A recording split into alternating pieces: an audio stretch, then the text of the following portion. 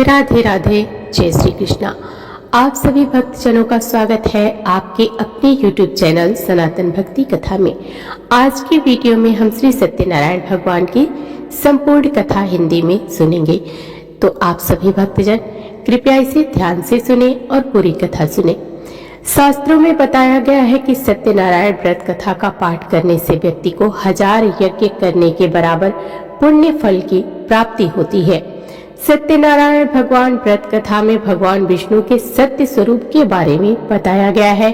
इस व्रत का पाठ करने से घर में सुख समृद्धि का वास होता है और भगवान विष्णु की कृपा बनी रहती है। तो सत्यनारायण भगवान का पहला अध्याय शुरू करते हैं।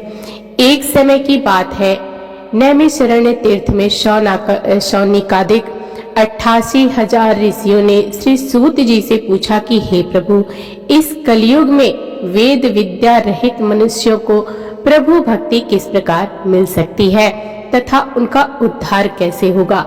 हे मुनि श्रेष्ठ, कोई ऐसा तप बताइए जिससे थोड़े समय में ही पुण्य मिले और मनवांछित फल भी मिल जाए। इस प्रकार की कथा सुनने की हम इच्छा रखते हैं। सर्व शास्त्रों के ज्ञाता सूत जी बोले कि हे वैष्णव में पूज्य, मैं आप सभी के प्राणियों के हित की बात पूछी है, इसलिए मैं एक ऐसे श्रेष्ठ व्रत को आप लोगों को बताऊंगा जिसे नारद जी ने लक्ष्मी नारायण जी से पूछा था और लक्ष्मीपति ने मुनि श्रेष्ठ नारद जी से कहा था। अब आप इसे ध्यान से सुनिए। एक समय की बात है, योगीराज नारद जी दूसरों के हित की इच्छा के लिए अनेकों लोकों में घूमते हुए मृत्यु लोक में आ पहुंचे। यहाँ उन्होंने अनेक योनियों में जन्मे प्रायः सभी मनुष्यों को अपने कर्मों द्वारा अनेकों दुखों से पीड़ित देखा। उनका दुख देख नारद जी सोचने लगे कि कैसा यत्न किया जाए जिसके करने से निश्चित रूप से मानव के दुखों का अंत हो जाए। इसी विचार पर मनन करते हुए विष्णु लोक में गए और वहां वह देवों के इस नारायण की स्तुति करने लगे, जिनके हाथों में शंख चक्र गदा और पद्म थे और गले में वरमाला पहने हुए थे। स्तुति करते हुए नारद जी बोले कि हे भगवान, आप अत्यंत शक्ति से संपन्न हैं, मन तथा वाणी भी आपको नहीं पा सकती। आपका आदि मध्य तथा अंत नहीं है और निर्गुण स्वरूप सृष्टि के कारण भक्तों के दुख को दूर करने वाले आपको मेरा नमस्कार है। नारद जी की स्तुति सुन विष्णु भगवान बोले कि हे मुनि श्रेष्ठ, आपके मन में क्या बात है? आप किस काम के लिए पधारे हैं, उसे निसंकोच कहो। इस पर नारद मुनि बोले कि मृत्यु लोक में अनेक योनियों में जन्मे मनुष्य अपने कर्मों के द्वारा अनेकों दुख से दुखी हो रहे हैं। हे नाथ, आप मुझ पर दया रखते हैं तो बताइए कि वो मनुष्य थोड़े प्रयास से ही अपने दुखों से कैसे छुटकारा पा सकते हैं। श्री हरि बोले कि हे नारद, मनुष्यों की भलाई के लिए तुमने बहुत अच्छी बात पूछी है। जिसके करने से मनुष्य मोह से छूट जाता है, वह बात मैं कहता हूँ, उसे सुनो। स्वर्गलोक व मृत्यु लोक दोनों में एक दुर्लभ उत्तम व्रत है जो पुण्य देने वाला है। आज प्रेम वश होकर मैं उसे तुमसे कहता हूँ। श्री सत्यनारायण भगवान का यह व्रत अच्छी तरह विधान पूर्वक करके मनुष्य तुरंत ही यहाँ सुख भोग कर मरने पर मोक्ष पाता है। और श्री हरि के वचन सुन नारद जी बोले कि उस व्रत का फल क्या है और उसका विधान क्या है। यह व्रत किसने किया था, इस व्रत को किस दिन करना चाहिए, सभी कुछ विस्तार से बताएं। नारद जी की बात सुनकर श्री हरि बोले कि दुख व शोक को दूर करने वाला यह सभी स्थानों पर विजय दिलाने वाला है और मानव को भक्ति व श्रद्धा के साथ शाम को श्री सत्यनारायण की पूजा धर्म परायण होकर ब्राह्मणों व बंधुओं के साथ करनी चाहिए। भक्ति भाव से ही नैवेद्य केले का फल, घी, दूध और गेहूं का आटा सवाया ले और गेहूं के स्थान पर साठी का आटा, शक्कर तथा गुड़ लेकर वह सभी भक्षण योग्य पदार्थों को मिलाकर भगवान को भोग लगाएं और ब्राह्मणों सहित बंधु बांधवों को भी भोजन कराएं। उसके बाद स्वयं भोजन करे, भजन कीर्तन के साथ भगवान की भक्ति में लीन हो जाए। इस तरह से सत्यनारायण भगवान का यह व्रत करने पर मनुष्य की सारी इच्छाएं निश्चित रूप से पूरी होती हैं। इस कली काल अर्थात कलयुग में मृत्यु लोक में मोक्ष का यही एक सरल उपाय बताया गया है। तो बोलिए श्री सत्यनारायण भगवान की जय।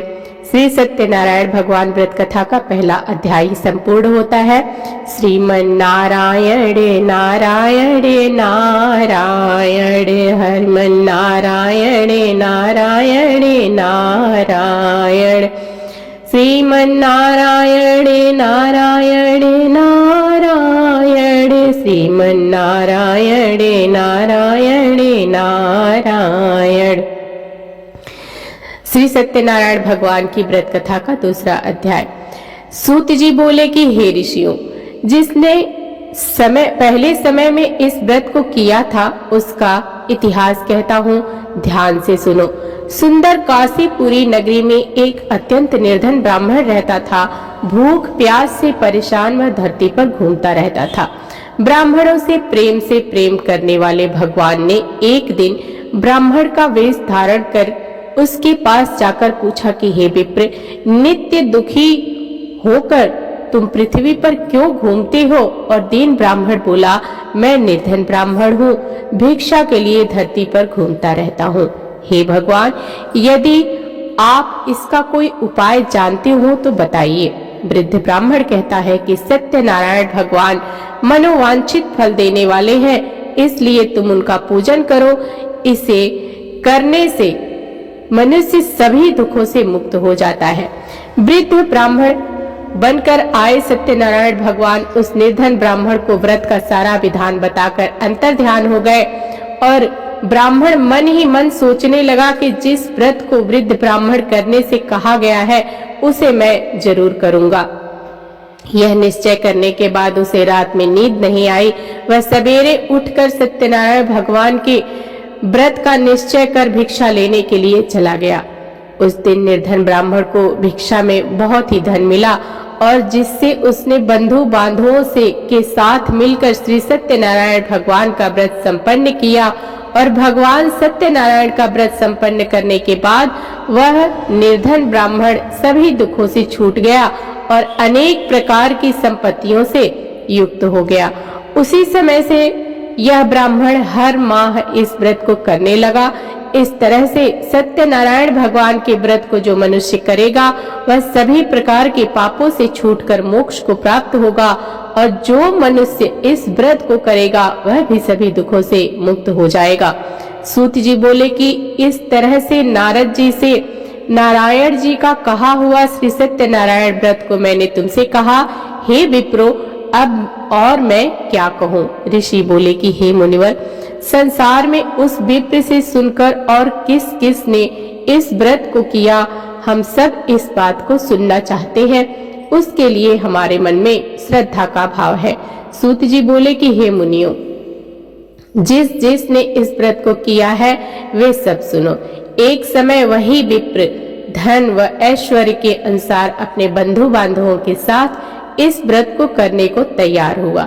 उसी समय एक लकड़ी बेचने वाला बूढ़ा आदमी आया और लकड़ियां बाहर रखकर अंदर ब्राह्मण के घर में गया और प्यास से दुखी वह लकड़हारा उनको व्रत करते देख विप्र को नमस्कार कर पूछने लगा कि आप यह क्या कर रहे हैं? तो उन्होंने बताया कि व्रत कर रहा हूँ तथा इसे करने से क्या फल मिलेगा, कृपया मुझे भी बताएं। ब्राह्मण ने कहा कि सब मनोकामनाओं को पूरा करने वाला यह सत्यनारायण भगवान का व्रत है। इनकी कृपा से ही मेरे घर में धन धान्य आदि की वृद्धि हुई है। विप्र से सत्यनारायण व्रत या व्रत कथा के बारे में जानकर लकड़हारा बहुत प्रसन्न हुआ और चरणामृत लेकर वह प्रसाद खाने के बाद वह अपने घर गया और लकड़हारे ने अपने मन में संकल्प किया कि आज लकड़ी बेचने से जो धन मिलेगा उसी से श्री सत्यनारायण भगवान का उत्तम व्रत करूंगा। मन में इस विचार को ले बूढ़ा आदमी सिर पर लकड़ियां रखकर उस नगर में बेचने गया जहां धनी लोग ज्यादा रहते थे। उस नगर में उसे अपनी लकड़ियों के दाम पहले से 4 गुना अधिक मिलता है और बूढ़ा प्रसन्नता के साथ दाम लेकर केले, शक्कर, घी, दूध, दही और गेहूं का आटा लेकर और सत्यनारायण भगवान के व्रत की अन्य सामग्रियां लेकर अपने घर गया। वहां उसने अपने बंधु बांधवों को बुलाकर विधि विधान से श्री सत्यनारायण भगवान का पूजन और व्रत किया। इस व्रत के प्रभाव से बूढ़ा लकड़हारा धन पुत्र आदि से युक्त होकर संसार के समस्त सुख को भोग अंतकाल में बैकुंठ धाम चला गया। तो श्री सत्यनारायण व्रत कथा का दूसरा अध्याय संपूर्ण हुआ। बोलिए श्री सत्यनारायण भगवान की जय। श्रीमन नारायण नारायण नारायण, भजमन नारायण नारायण नारायण, श्रीमन नारायण नारायण नारायण, भजमन नारायण नारायण नारायण। बोलिए श्री सत्यनारायण भगवान की जय। सत्यनारायण भगवान की व्रत कथा का तीसरा अध्याय शुरू करते हैं। सूत जी बोले कि हे श्रेष्ठ मुनियों, अब आगे की कथा कहता हूँ। पहले समय में उल्का मुख नाम का एक बुद्धिमान राजा था। वह सत्य वक्ता और जितेंद्रिय था और प्रतिदिन देव स्थानों पर जाता और निर्धनों को धन देकर उनके कष्ट दूर करता था। उसकी पत्नी कमल के समान मुख वाली तथा सती साध्वी थी। भद्रशीला नदी के तट पर उन दोनों ने श्री सत्यनारायण भगवान का व्रत किया और उसी समय साधु नाम का एक वैश्य आया और उसके पास व्यापार करने के लिए बहुत सा धन भी था। राजा को व्रत करते देख वह विनय के साथ पूछने लगा कि हे राजन, भक्ति भाव से पूर्ण होकर आप यह क्या कर रहे हैं? मैं सुनने की इच्छा रखता हूँ, तो आप मुझे बताएं। राजा बोला कि हे साधु, अपने बंधु बांधवों के साथ पुत्र आदि की प्राप्ति के लिए महाशक्तिमान श्री सत्यनारायण भगवान का व्रत व पूजन कर रहा हूँ। राजा के वचन सुन साधु आदर से बोला कि हे राजन, मुझे इस व्रत का सारा विधान कहिए। आपके कथना अनुसार मैं भी इस व्रत को करूंगा। मेरी भी संतान नहीं है और इस व्रत को करने से निश्चित रूप से मुझे संतान की प्राप्ति होगी। राजा से व्रत का सारा विधान सुन व्यापार से निवृत्त हो वह अपने घर गया और साधु वैश्य ने अपनी पत्नी को संतान देने वाले इस व्रत का वर्णन कह सुनाया और कहा कि जब मेरी संतान होगी तब मैं इस व्रत को करूंगा। साधु ने इस तरह के वचन अपनी पत्नी लीलावती से कहे। एक दिन लीलावती पति के साथ आनंदित होकर सांसारिक धर्म में प्रवृत्त होकर और सत्यनारायण भगवान की कृपा से गर्भवती हो गई और 10वें महीने उसके गर्भ से एक सुंदर कन्या ने जन्म लिया। दिनों दिन वह ऐसे बढ़ने लगी जैसे कि शुक्ल पक्ष का चंद्रमा बढ़ता है और माता पिता ने अपनी कन्या का नाम कलावती रखा। एक दिन लीलावती ने मीठे शब्दों में अपने पति को याद दिलाया कि आपने श्री सत्यनारायण भगवान के जिस व्रत को करने का संकल्प किया था उसके करने का अब समय आ गया है। आप इस व्रत को करिए। साधु बोला कि हे प्रिय, इस व्रत को मैं उसके विवाह पर करूंगा और इस प्रकार अपनी पत्नी को आश्वासन देकर वह नगर को चला गया।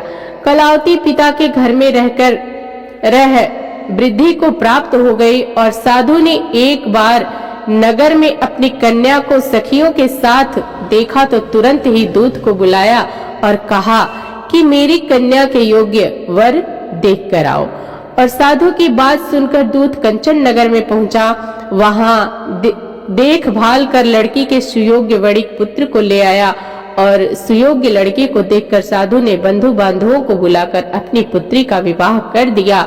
और लेकिन दुर्भाग्य की बात ये कि साधु ने अभी भी श्री सत्यनारायण भगवान का व्रत नहीं किया। इस पर श्री भगवान क्रोधित हो गए और श्राप दिया कि साधु को अत्यधिक दुख मिले। अपने कार्य में कुशल साधु बनिया जमाई को लेकर समुद्र के पास स्थित होकर रत्ना सारपुर नगर में गया और वहां जाकर दामाद ससुर दोनों ने मिलकर चंद्रकेतु राजा के नगर में व्यापार करने लगे।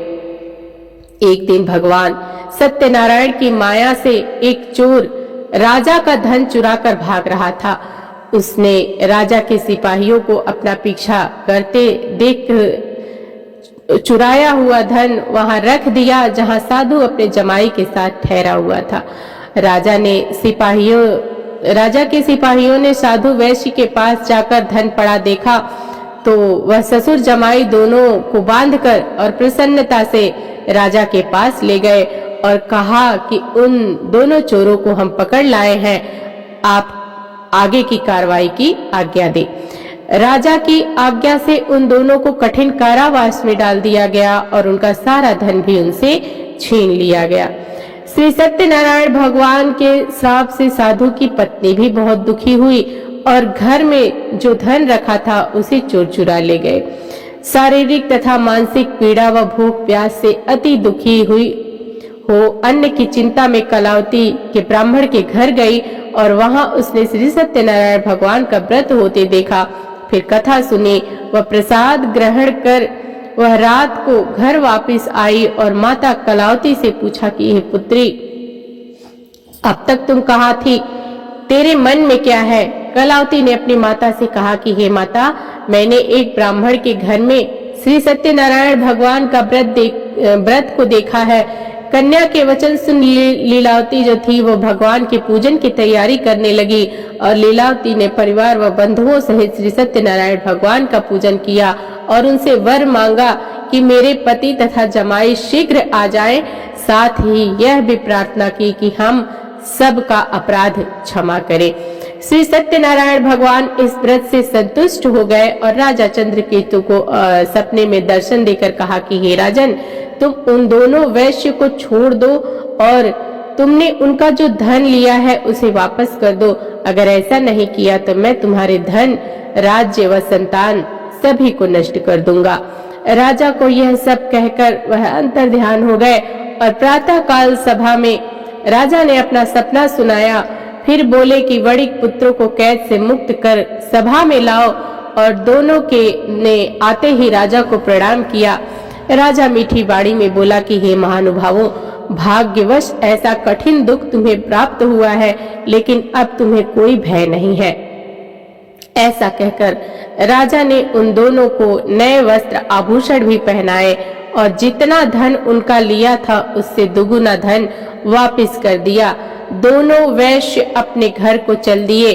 तो श्री सत्यनारायण व्रत कथा का तीसरा अध्याय यहीं पर संपूर्ण हुआ। बोलिए श्री सत्यनारायण भगवान की जय।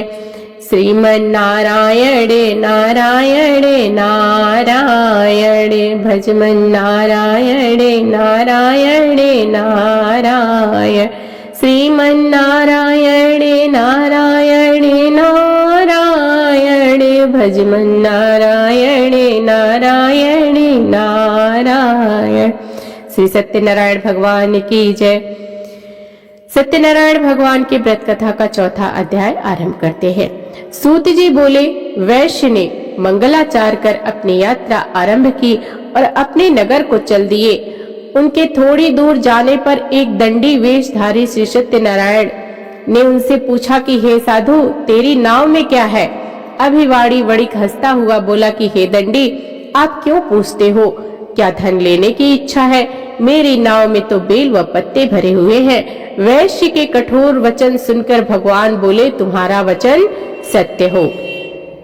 दंडी ऐसे वचन कर वहां से दूर चले गए और कुछ दूर जाकर समुद्र के किनारे बैठ गए और दंडी के जाने के बाद साधु वैश्य ने नित्य क्रिया के पश्चात नाव को ऊंची उठते देखकर अचंभा माना और नाव में बेल पत्ते आदि देख वह मूर्छित हो जमीन पर गिर पड़ा।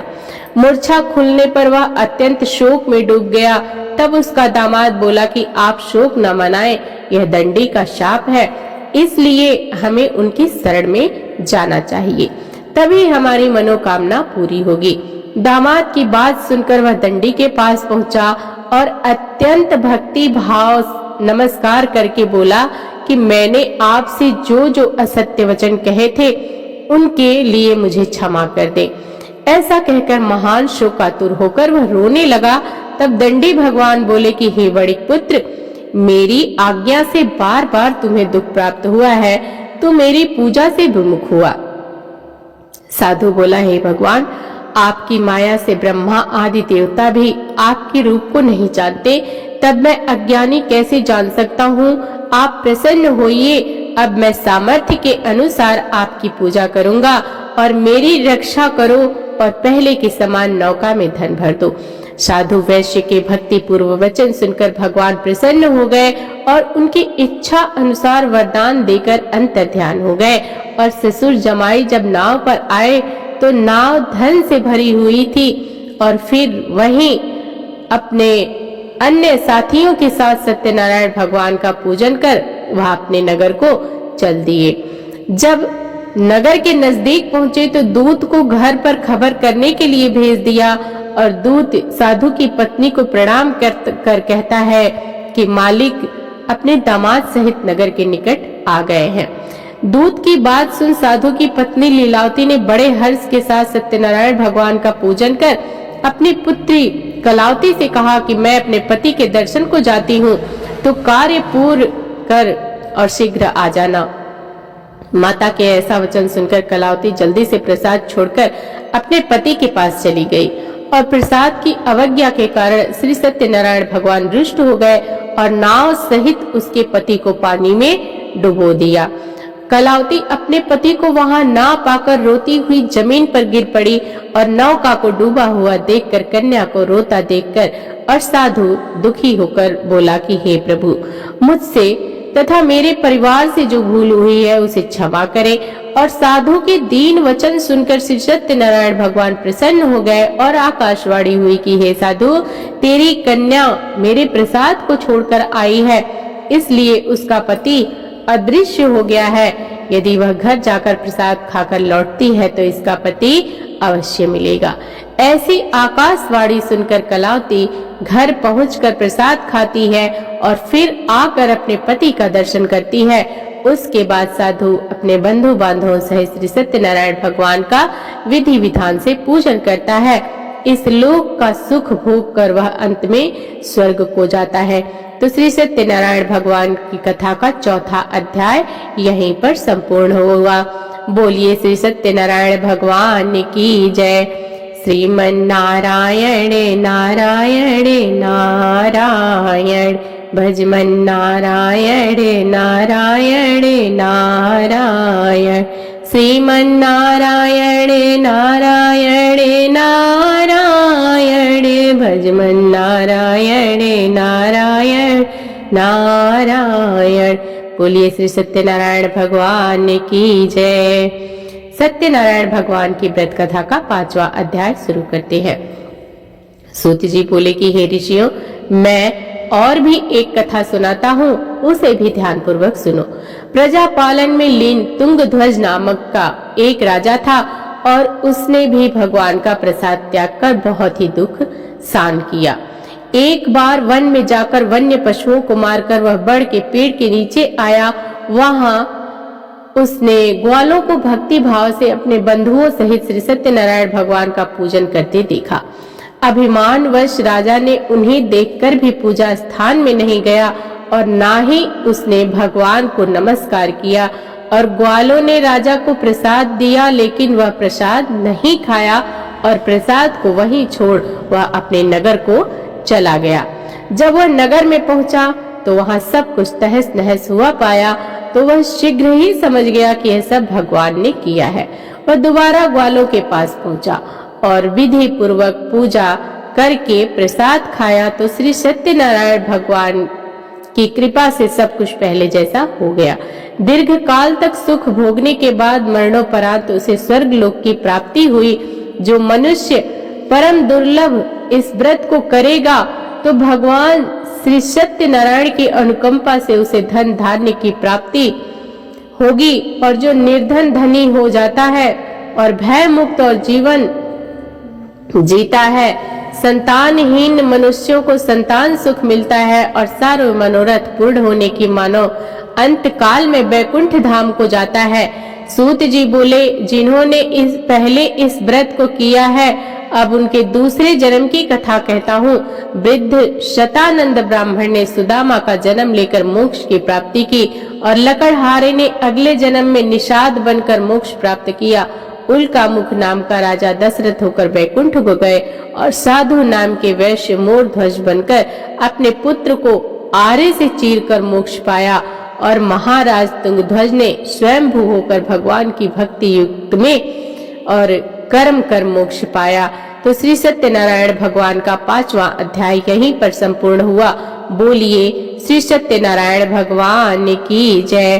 श्रीमन्नारायण नारायण नारायण भजमन नारायण नारायण नारायण श्रीमन्नारायण नारायण नारायण भजमन नारायण नारायण नारायण। आइए श्री विष्णु जी की आरती करते हैं। ओम जय जगदीश हरे स्वामी जय जगदीश हरे। भक्त जनों के संकट छद जनों के संकट क्षण में दूर करे। ओम जय जगदीश हरे। जो ध्यावे फल पावे दुख बिन से मन का। स्वामी दुख बिन से मन का। सुख संपत्ति घर आवे कष्ट मिटे तन का। ओम जय जगदीश हरे। मात पिता तुम मेरे शरण गहूँ किसकी। स्वामी शरण गहूँ मैं किसकी।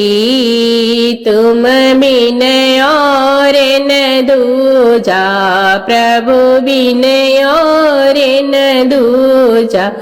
आस करूं जिसकी।